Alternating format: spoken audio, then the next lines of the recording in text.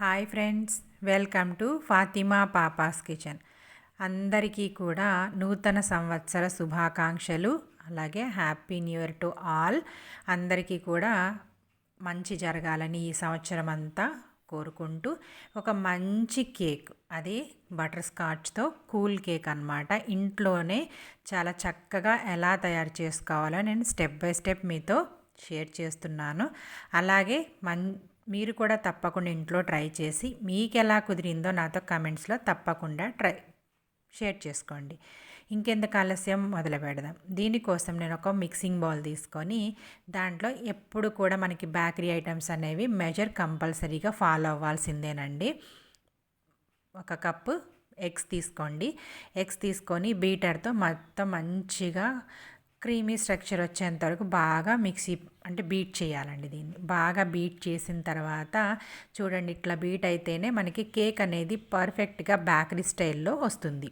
ఆ తర్వాత 1 cup గుడ్లకి 1 cup sugar తీసుకొని దాన్ని పౌడర్ చేశానండి. నేను పౌడర్ చేసి ఆ పౌడర్ కూడా దాంట్లో యాడ్ చేసేసి మొత్తం మళ్ళీ బాగా ఒకసారి మిక్స్ చేసుకోండి.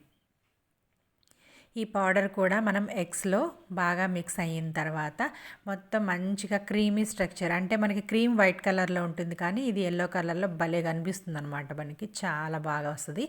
ఇది ఎగ్ ప్లస్ షుగర్ 2 బాగా మిక్స్ చేసుకుంటే సరిపోతుందండి. మిగతాదంతా కూడా మనం స్పాచులాతో మిక్స్ చేసుకోవచ్చు.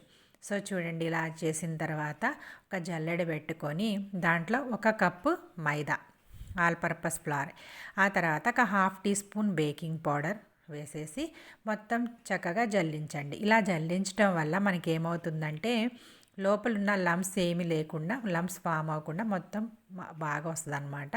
ఇలా ఒకసారి జల్లించుకొని మొత్తం మనం ఒకసారి స్పాచులాతో కలుపుకోవాలి.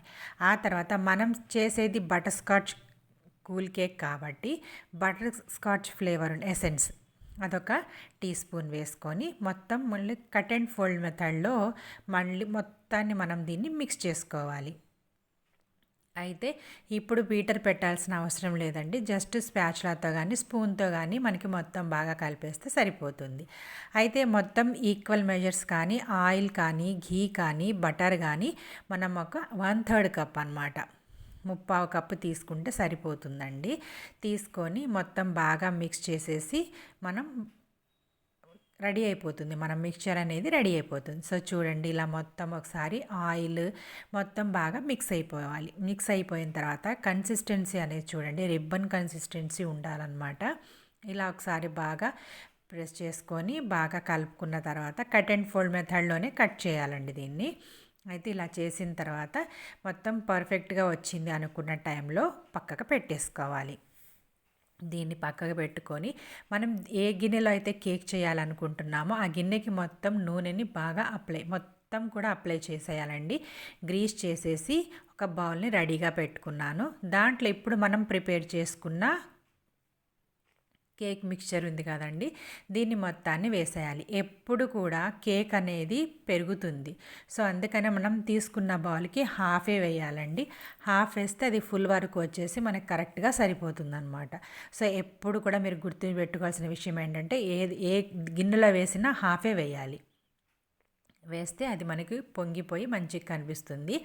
ఆ తర్వాత ఒకసారి ట్యాప్ చేసుకొని ఆ తర్వాత ఒక గిన్నె పెట్టుకొని, ఎప్పుడు కూడా నేను ఓవెన్లో చేయనండి, డైరెక్ట్గా మనం మామూలుగా గిన్నెలోనే పెట్టి చేస్తాను.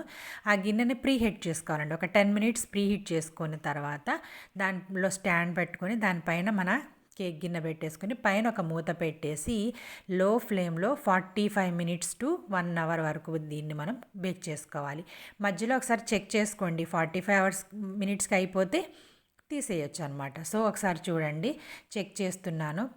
చక్కగా చూడండి, పొంగింది మంది, అంటే కంప్లీట్గా బౌల్ వరకు వచ్చేసింది. అందుకని ఎప్పుడు కూడా హాఫ్ వేయాలి. చూడండి, మనకి పిండి ఎక్కడ అంటట్లేదు. సో పర్ఫెక్ట్గా మన కేక్ అనేది రెడీ అయిపోయింది. సో ఇప్పుడు దీన్ని తీసి పక్కన పెట్టేసి కంప్లీట్గా కూల్ అవ్వనివ్వాలండి. కంప్లీట్గా కూల్ అయితేనే మనకి చక్కగా వస్తుందన్నమాట కేక్ అనేది. సో కంప్లీట్గా కూల్ అయిపోయిన తర్వాత ఇప్పుడు చూడండి మొత్తం కూల్ అయిపోయింది. ఇప్పుడు ఒక నైఫ్ తీసుకొని మొత్తం ఎడ్జెస్ అన్నీ కూడా లూజ్ చేయాలండి. మనం చక్కగా లూజ్ చేస్తే మనకి ఈజీగా చాలా మంచిగా యాజ్ ఇట్ ఈజ్గా మనకి కేక్ అనేది బయటకు వచ్చేస్తుంది అనమాట. మొత్తం చక్కగా లూజ్ చేసుకున్న తర్వాత ఇప్పుడు ఒక ప్లేట్ పెట్టేసి పైన మనం ఫ్లిప్ చేయాలి, తిప్పేయాలన్నమాట. చూడండి నేను ఎలా అయితే వీడియోలో చూపిస్తున్నానో అలా చేయండి. ఇలా ఫ్లిప్ చేసిన తర్వాత ఒకసారి పైన ట్యాప్ చేయండి. అంటే కింద మనం లూజ్ చేయలేదు కదా, లూజ్ చేయడానికి అవ్వదు. అందుకని ఒకసారి ట్యాప్ చేసి మనం దీన్ని పైకి తీయండి. పైకి తీస్తే మన కేక్ అనేది సూపర్గా వస్తుందన్నమాట. సో చూడండి ఎక్కడ కూడా అతుక్కోకుండా చాలా నీట్గా మన కేక్ అనేది వచ్చింది. చాలా పఫీగా అసలు బేకరీలో ఎలా అయితే ఉంటుందో యాజ్ ఇట్ ఈజ్గా వస్తుందండి. మాకు అసలు డౌటే అవసరం లేదనమాట. సో చూడండి చాలా స్మూత్గా చాలా బాగా వస్తుంది అనమాట. సో మనం ఇంట్లో చేసుకుంటే హైజెనిక్ కూడా. సో ఇలా ప్రిపేర్ చేసిన దానికి ఇప్పుడు ఇంకా డెకరేషన్ అనేది ఇంకా మీ ఇష్టం అండి. మీ చాయిస్ ఎలా డెకరేట్ చేసుకున్నా మన ఇష్టం, మన చాయిస్ ప్రకారం డెకరేట్ చేసుకోవాల్సిందే. సో ఇది కొంచెం పెద్ద కేక్ కాబట్టి దీన్ని నేను 3 లేయర్స్కి కట్ చేస్తున్నానండి.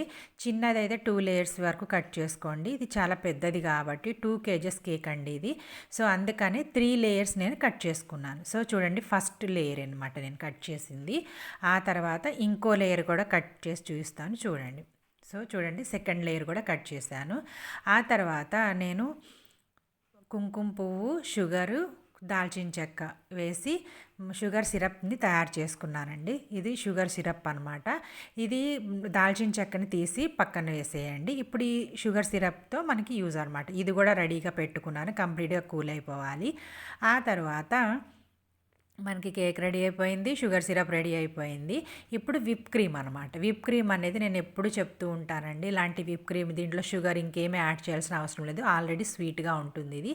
ఇలా తెచ్చుకున్న దాన్ని ఇది కిలో ప్యాకింగ్ అండి. నాకు ఇక్కడ 1/2 కిలో సరిపోయిందనమాట.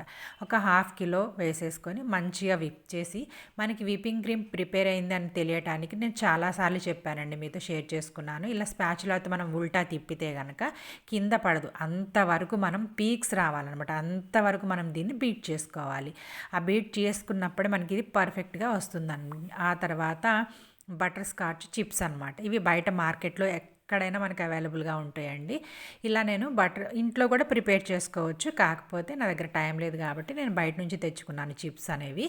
ఈ చిప్స్ వేసుకున్నది అది కూడా పక్కన పెట్టండి. అయితే మొత్తం టోటల్గా రెడీ అయిపోయింది. ఇప్పుడు మనం నా దగ్గర రౌండ్ టేబుల్ లేదండి, కేక్ టేబుల్ లేదు. సో నేనేంటంటే కటింగ్ బోర్డ్ మీద ఒక బటర్ పేపర్ని వేసి, అంటే మనం ఈజీగా మూవ్ చేయడానికి ఈజీగా ఉంటుంది, అందుకని బటర్ పేపర్ వేసి దానిపైన కింద ఒక లేయర్ వేసాను. మనం మొత్తం 3 లేయర్స్ కదా, కింద ఒక లేయర్ వేసి దానిపైన మనం షుగర్ సిరప్ అనేది యాడ్ చేయాలి. సో చూడండి ఇంట్లో సాఫ్రాన్ వేయటం వల్ల ఆ స్మెల్ కానీ ఆ కలర్ కానీ సూపర్గా ఉంటుందన్నమాట.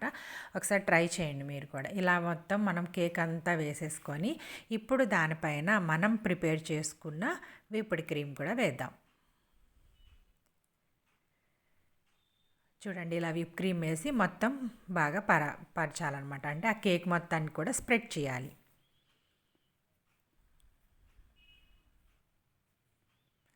ఇలా మొత్తం స్ప్రెడ్ చేసిన తర్వాత మనకి బటర్ స్కాచ్ చిప్స్ ఉన్నాయి కదండి, ఆ చిప్స్ వేసేసుకోవాలి. అంటే మన ఇష్టం అండి, అది ఎక్కువ తక్కువ అనేది ఇంకా మన ఇష్టం అనమాట. సో నేనైతే కొంచెం ఎక్కువ, అంటే ఇష్టంగా తింటారు పిల్లలు, అందుకని కొంచెం ఎక్కువగానే వేశాను. ఈ చిప్స్ అనేవి వేసేసి ఇప్పుడు దీనిపైన మనం 3 లేయర్స్గా కట్ చేసుకున్నాం కదండి, ఒక లేయర్ ఇంకొక లేయర్ కూడా పెట్టేస్తాను. సో చూడండి ఇలా చిప్స్ వేసుకొని మనం సెకండ్ లేయర్ని కూడా పెట్టేద్దాం.